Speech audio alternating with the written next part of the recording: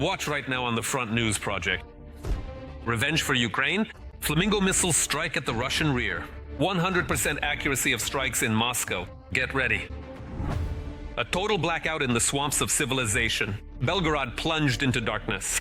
Petersburg is next. And Russian troops are fleeing from Syria. You have to see this. Exclusive footage. Fiery, hot, and blazing shots from the front line. Watch right now.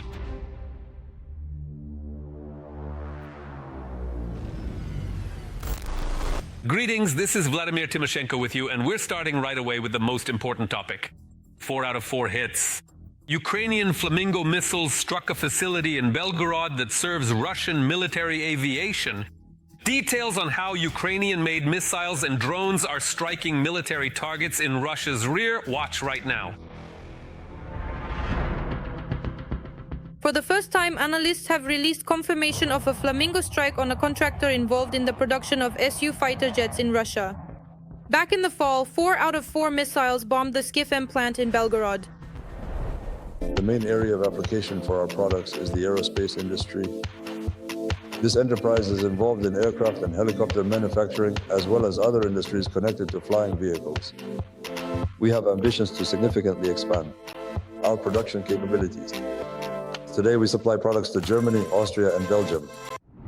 In the Lipetsk region, the Energia plant, a manufacturer of chemical power sources, took a serious hit.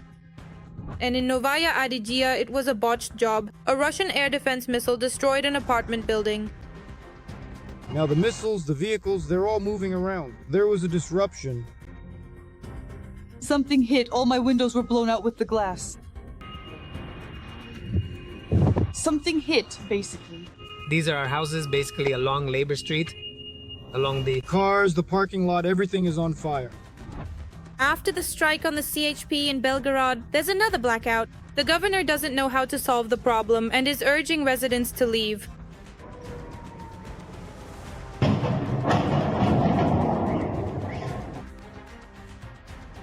The power, everything. There's none in the whole city.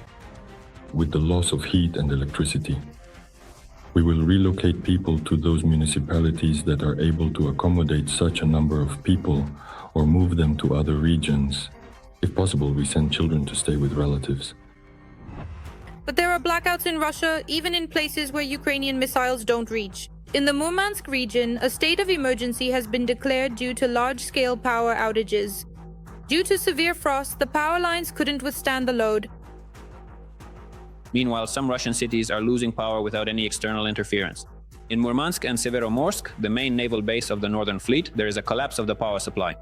According to local residents, trolley buses have stopped running in parts of Murmansk, escalators in shopping centers aren't working, elevators in apartment buildings are out, and traffic lights on the roads have gone dark. With no electricity, nothing works, stores are closed. There should be light everywhere. everything is just in darkness. In the Krasnodar region, it's also like Armageddon. There are absolutely no amenities of civilization, not even fuel to run generators. The Belorochensk apocalypse. There is no electricity available. There is no running water, and nothing is working anywhere. Everything's gone to hell. We're searching for gasoline. Belorochensk, January 2nd. This is the only gas station that has gasoline. I hope we have enough and that we'll make it through this line. We've already been standing here for an hour. There's a real apocalypse happening in Kamchatka too. Whole apartment buildings are literally being buried in snow. What are the authorities doing at this time? It's a mystery. They're not even trying to save people. As for the residents of this entrance, I don't even know if they're lucky or not, but at least they won't have to make any extra effort to get home. All they have to do is sit down on their butt and slide down. On their feet. Oh, on their butt, to be precise. And there you are. What does it look like from the inside? A little hole? People are just trapped in a snow prison. It's like getting into the building isn't a problem at all. But climbing up that hill, or sliding down on your butt, that's not hard either. Damn. That is finally it. My long-awaited freedom. War, even if not always directly, gradually destroys the lives of ordinary people, even in the most remote regions. So, It's not explosions, not sabotage, not drones. This story is connected to the fact that people were actively recruited for the war from all sorts of service organizations like housing maintenance offices, emergency services, and so on. Many regions reported a critical shortage of personnel in such organizations. This leads to both the proper functioning of such infrastructure not being ensured and emergency repairs being carried out with significant delays. All of this is directly connected to the war. and how many billions over the past 4 years could have been invested in the well-being of citizens? But the Russian dictator wants to spend money not on improving the lives of his own country's residents, but on killing people in another country. Meanwhile, in Belgorod, it was plunged into cold and darkness. It suffered the most powerful airstrikes since the start of the full-scale war. This is revenge for Kyiv, since not a single barbaric shelling of Ukrainian cities will go unanswered in kind. With his energy terror against Ukraine, Putin has condemned his own people to extreme survival conditions in the harsh Russian winter. Here are the details.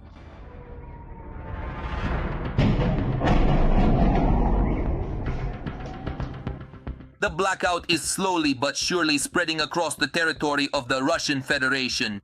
Following Belgorod, Taganrog and Perm were also left without electricity, water and heating. Nothing has changed, the district is still disconnected.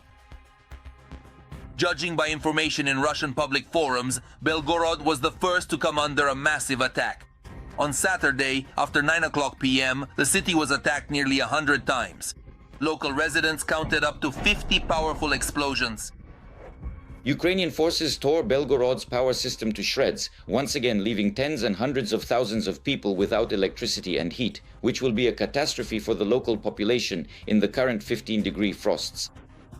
Kyiv has unleashed holy vengeance for the energy terror on this region of Russia where the occupiers are based, and from where they launched their raids on the Kharkiv region. The attack was so effective that the Russian authorities had to hastily invent yet another set of tall tales to somehow justify the scale of the destruction and the inability of Russian air defenses to counter Ukrainian drones. As a result, the region's governor, Vyacheslav Gladkov, spun a tale that the shelling was carried out by a HIMARS MLRS. Supposedly, local residents found its debris near the explosion sites. Guys, good evening. Just now, the city was shelled 3 times, and as we're driving up to the house, there's this kind of chunk lying here. However, the object that Kremlin propaganda is passing off as a HIMARS fragment doesn't stand up to any scrutiny. This is clearly not a HIMARS fragment, because as you can see, it's a rather large metal part, and it's flat at that. And usually when we see pieces of a missile, they're generally curved if it's, say, the outer shell.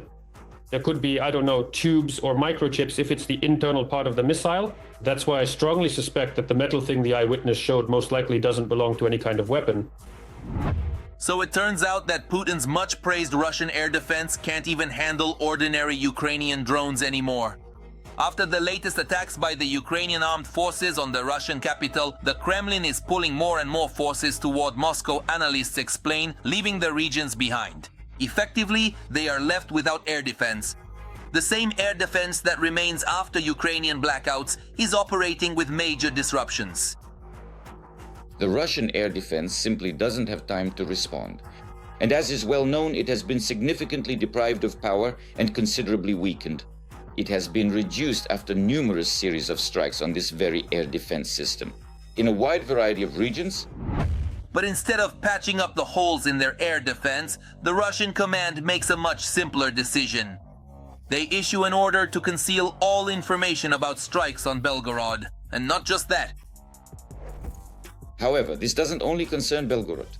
The fact is, starting from yesterday and throughout last night, after all, power outages occurred not only in the Belgorod region, but also in other Russian regions. Under the pretext of scheduled maintenance or brief incidents, the Kremlin authorities are trying to hide the true scale of the destruction and avoid panic. However, how can you avoid nationwide panic when a blackout, personally provoked by Putin and unleashed by his war, is spreading across the country at an unprecedented speed? The list of cities and regions currently without electricity and heat includes Murmansk, Severomorsk, Zakamsk, Orel, Taganrog, Rostov region, Podolsk, Zaraisk, Khimki, Zhukovsky, and Elektrostal. Moscow can no longer cope with the consequences of the aerial war it started itself.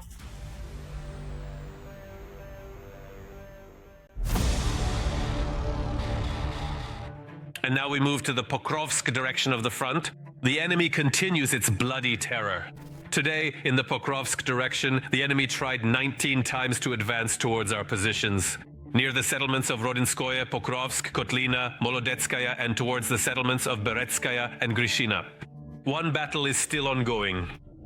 Yes, the Russians are regaining their positions in the Pokrovsk direction. This is reported by the Deep State portal. But is everything really so rosy for the enemy on the line of contact? The answer is in our military review. Russia is on fire. Explosions were heard at an oil refinery in Krasnodar Krai.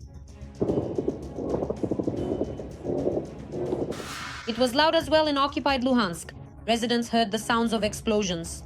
Subsequently, a large fire broke out at a local substation.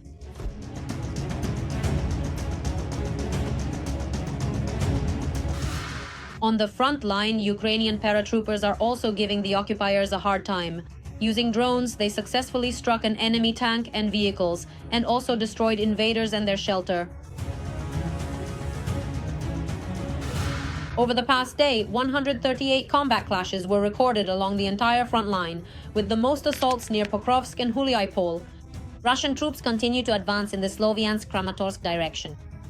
In my opinion, the most problematic areas remain Lyman and Kostiantynivka.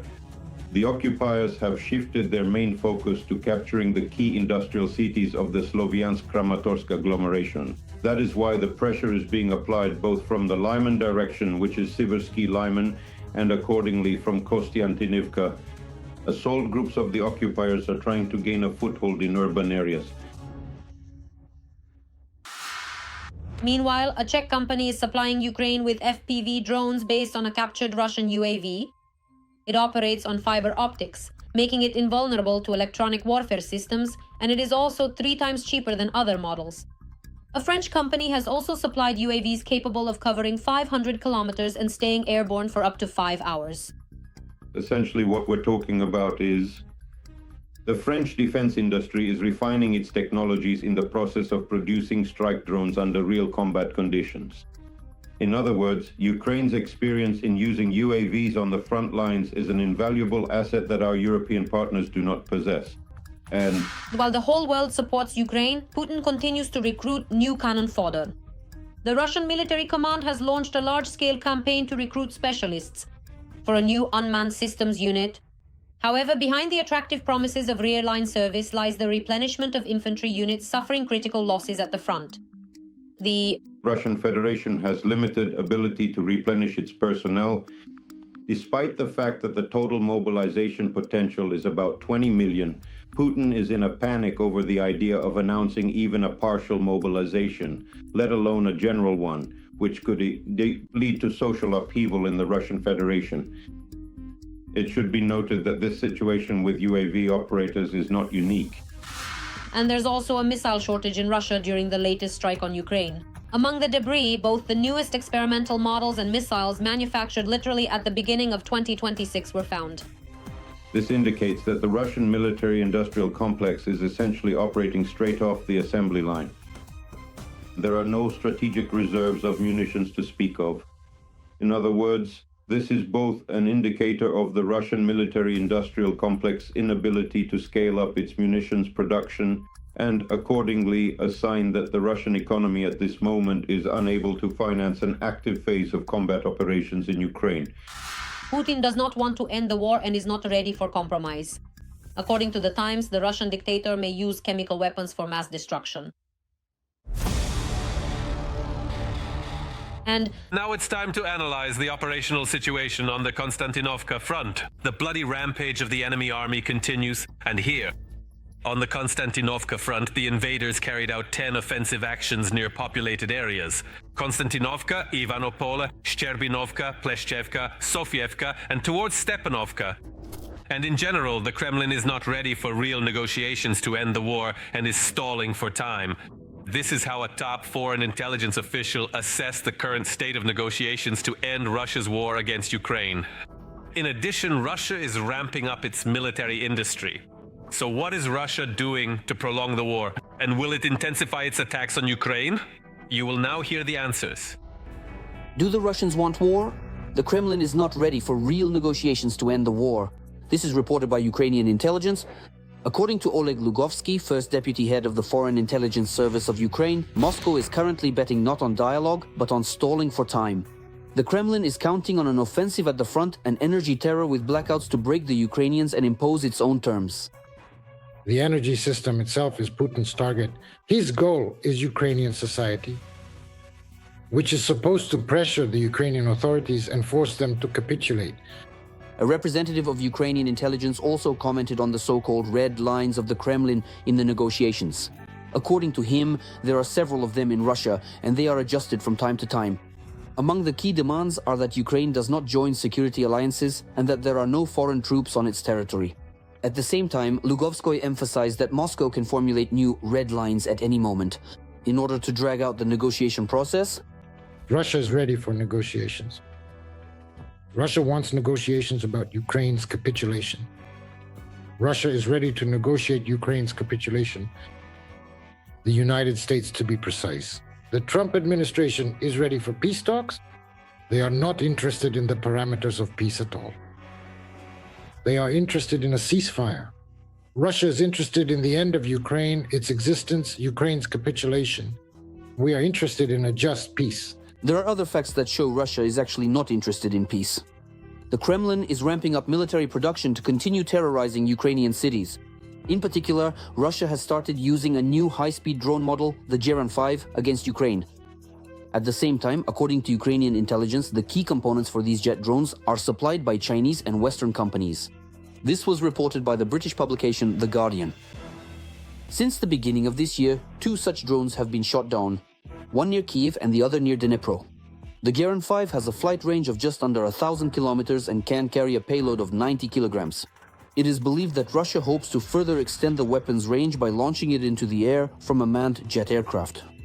The Russian Federation is seeking to bring Ukraine down to its knees and to destroy the nation as a sovereign state. That is Putin's goal. He is ready to achieve it by military means or by any other means. If it can be achieved through diplomatic means, especially with the automatic lifting of sanctions on Russia, that's just a bonus. And we see this, the Europeans see it, and America sees it too. But everyone has different goals. Our task is to survive. The Europeans' task is to maintain stability on the European continent and to prevent a threat from the east, a Russian threat from the east. Trump's task, to put another checkmark for himself. I stopped another war, ideally, making good money from it. Or rather, not just ideally, but necessarily making good money from it. President Zelensky, in his speech at the World Economic Forum in Davos this week, stated that Russia appears to be producing more drones, up to 500 a day, and ballistic missiles than it is using for attacks. According to a report prepared this week by the Institute for Science and International Security, Moscow appears to be focused on technological developments to overcome Ukrainian air defenses. At present, there is an increase in the number of drones of the Shahed type equipped with video cameras, online and radio modems compared to the total number of such UAVs.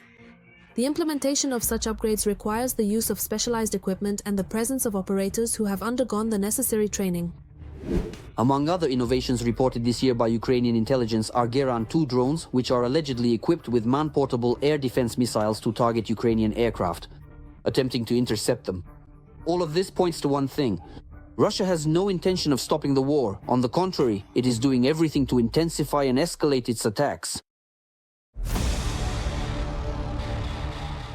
And now, an analysis of the situation on the Huliapol front. The enemy is becoming more ferocious here as well. On the Huliapol axis, Ukrainian defenders repelled 7 attacks by the occupiers in the area of Huliapol towards Varvarivka and also Dobropol. In addition, enemy aircraft carried out strikes on populated areas. Zaliznodorozhne, Verkhnyaya Tersa, Velikomikhailivka, Charivne, and Vozdvizhevka. In words, you're like Leo Tolstoy, but in reality, well, you get the idea. The fact is, the Russian Ministry of Defense reports have nothing to do with the actual situation on the front. Take, for example, Kupyansk, which Gerasimov already reported to Putin as having been captured long ago. The nuance, however, is that in reality, the Russian army controls the city only in the reports of its own Ministry of Defense. About the reports claiming the special military operation is going according to plan, and about the real situation in Kupyansk. More on this in the following segment. The West Group has liberated the city of Kupyansk. So that's it, it's completely finished. That's correct, the city is under our control. Overall, as I understand it, Kupyansk is currently in a defensive mode. The districts are under our control. Whereas in reality, the center and the city council building of Kupyansk are controlled by the search and strike group Khartiia. And the reconnaissance assault groups of the 4th Battalion of the Khartiia Brigade continue to clear the city of Russian occupiers. Hi, friend. How are things going? How are you feeling? Is this your first operation? No, it's the 5th.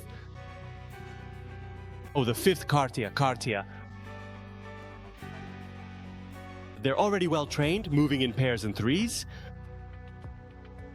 Who trained them? Was it you? Did you train these guys? Well, maybe some of them are mine. Yeah, 5 missions, they've already completed them. They're from Khartiia. The ones who were veterans. Meanwhile, the Kremlin Tabakerka, citing sources in the Ministry of Defense, reports that a group of officers approached Gerasimov with a request to save the soldiers in Kupyansk and to pull back a little from the city. The situation in Kupyansk is very difficult. We have written about this repeatedly. The losses are heavy, our guys are in a difficult situation. They need to be saved.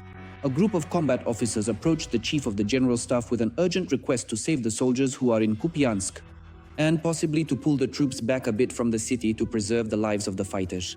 One of the channel's sources said, and in Gerasimov's inner circle, they say they've heard about such a request from the military, but a source close to Gerasimov confirmed the fact of such a request, but noted that nothing terrible is happening in Kupyansk, and that the city will soon be cleared of the enemy.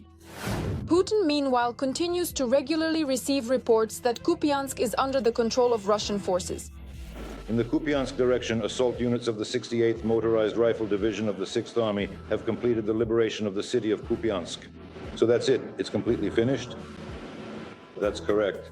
The city is under our control.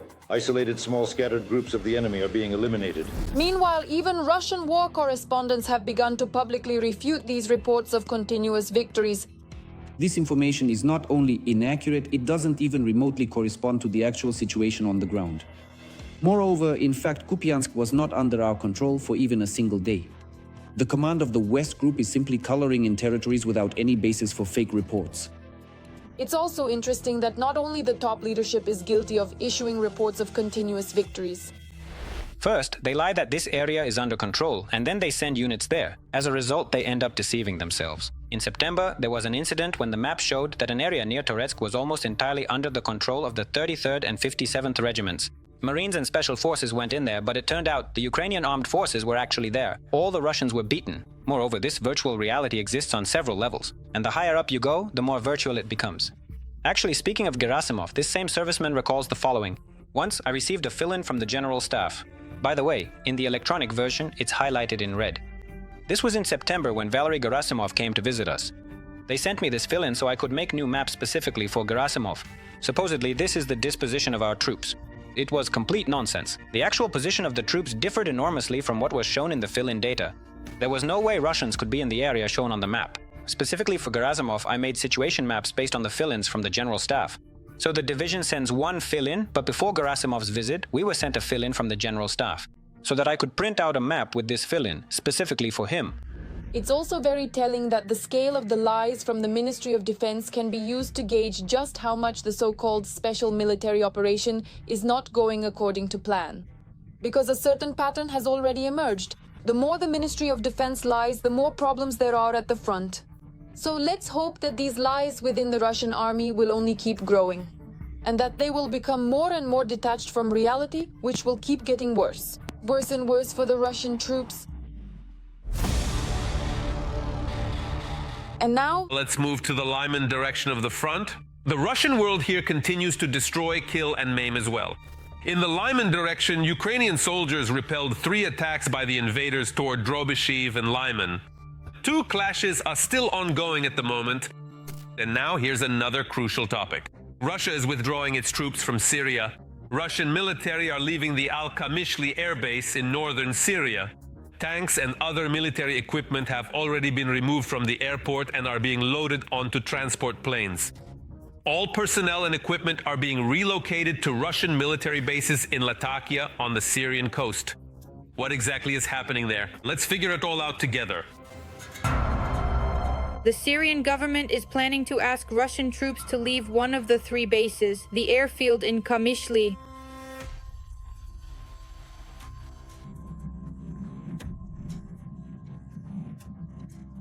The people of the Russian Federation, along with their military forces, are negotiating with the new authorities in Damascus to keep the other 2 military bases in Tartus and Khmeimim. At the same time, Russia has withdrawn a significant portion of its military equipment from Syria. we maintain relations with all the groups that control the situation there, as well as with all the countries in the region. The vast majority of them tell us that they would be interested in having our military bases remain in Syria. For about a year now, the new president of Syria has been unsuccessfully requesting Moscow to extradite the ousted dictator Assad and provide financial compensation. During this time, Assad leads a secluded and luxurious life in an elite penthouse in Moscow City.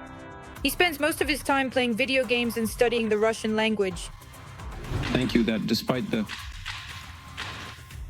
dramatic situation in your country, you nevertheless responded to our request and came to Russia. As you know, Bashar Assad fled from Syria. He took a huge sum of money from that country and secretly smuggled it abroad. We want those who are protecting him to return him so that he can be held accountable in Syrian courts. Furthermore, we should not forget that before the coup, Putin called the current Syrian authorities terrorists, and for years, Russian troops helped kill Syrians. 2 bases have been established here and will operate on a permanent basis. In Tartus and here in Khmeimim. And if the terrorists, if they raise their heads again, we will strike them with blows they have never seen before. In just over 2 years, the Russian armed forces, together with the Syrian army, have crushed the most capable group of international terrorists. Now, however, Putin has changed his tune very quickly and declared that, as it turns out, it was Russia that helped put an end to terrorism in Syria. Even those groups that once fought against Assad's regime, against government forces, they too have undergone internal changes. It's no coincidence that today many European countries and the United States want to establish relations with them. If they are terrorist organizations, then why are you getting involved with them? So that means they've changed, haven't they? And that means to a certain extent the goal has been achieved. They even had to accept Syria's new leader and hypocritically pretend that everything was going as it should. We, in the Russian Federation, have never maintained any diplomatic or bilateral relations with Syria that were strictly tied to our internal political situation or any narrowly defined special interests. Throughout our shared history, we have always been consistently guided by one singular fundamental principle of international cooperation and mutual respect. Throughout all these decades, only the interests of the Syrian people. Perhaps it was precisely the active stance of the US and Europeans that led to more radical actions against Russia. After all, sanctions were lifted in Syria, and President Trump strongly supports the new government. He is a very strong leader. He grew up in tough conditions. That's why he's a tough guy. I liked him. I get along well with him. And we will do everything possible to ensure Syria's success. The new president of Syria, of course, says that he does not want conflicts with the Russians and is ready for dialogue. Syria and Russia have had strategic relations. We cannot end this quickly and want to develop our joint strategic interests in the future. Any relationship will be focused on the interests, security, and independence of Syria. That is why we are not in a hurry to expel Russia from Syria as some people think. We have already opened channels of communication with them. We do not want a serious conflict with any other country. But it is obvious that Syrians remember exactly who killed their loved ones and wiped entire cities off the map with carpet bombings. entire cities. That is why when the chance comes to pay back the real terrorists, the Russians in kind, they certainly won't miss it.